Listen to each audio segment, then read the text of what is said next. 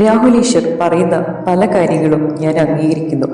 അദ്ദേഹം സത്യവും നീതിയും എന്ന നിലയിൽ സംസാരിക്കുന്ന ആളാണ്. അതിനോട് ഞാൻ റെസ്പെക്റ്റ് കാണിക്കുന്നു. പക്ഷെ ചിലപ്പോഴൊക്കെ അദ്ദേഹത്തിന്റെ ചില നിലപാടുകൾ പുരുഷന്മാർക്ക് വേണ്ടി മാത്രമെന്ന് തോന്നാറുണ്ട്. ഒരു പ്രശ്നം പുരുഷന് നേരെയായാലും സ്ത്രീയുടേതായാലും അവസാനം അത് ഒരു മനുഷ്യന്റെ പ്രശ്നം തന്നെയാണ്.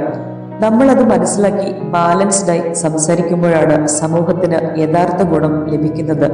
പക്ഷേ ചില സന്ദർഭങ്ങളിൽ അദ്ദേഹത്തിന്റെ നിലപാട് വളരെ വ്യക്തമായ ഒരു വശത്തേക്ക് ചായ്ന്നതുപോലെ തോന്നിയിട്ടുണ്ട്. ഒരു ലൈംഗികത മാത്രം സംരക്ഷിക്കുന്നത് കൊണ്ട് നീതി പൂർണ്ണമാകില്ല. ആരും തെറ്റല്ല, ആരും പൂർണ്ണരുമല്ല. പക്ഷെ നമ്മൾ സംസാരിക്കുമ്പോൾ ബാലൻസ് വേണം.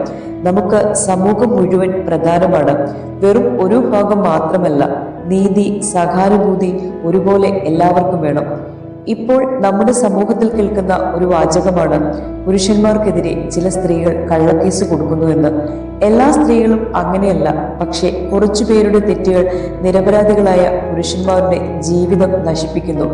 നല്ല സ്ത്രീകളുടെ വിശ്വാസ്യതയും തകർക്കപ്പെടുന്നു. നിയമങ്ങൾ സ്ത്രീകളെ സംരക്ഷിക്കാൻ ഉണ്ടാക്കിയതാണ്. പക്ഷേ ആ നിയമങ്ങൾ ആയുധമാക്കി ഒരു പുരുഷന്റെ ജീവിതം നശിപ്പിക്കരുത്. ഇതുപോലെ ചെയ്യുന്നത് മൂലം യഥാർത്ഥ വിക്ടിംസിനും നീതി ലഭിക്കാതെ പോകുന്നു.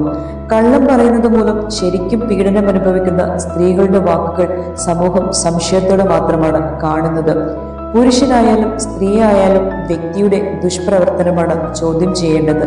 സത്യം ജയിക്കട്ടെ, എല്ലാവരും സുരക്ഷിതരാകട്ടെ.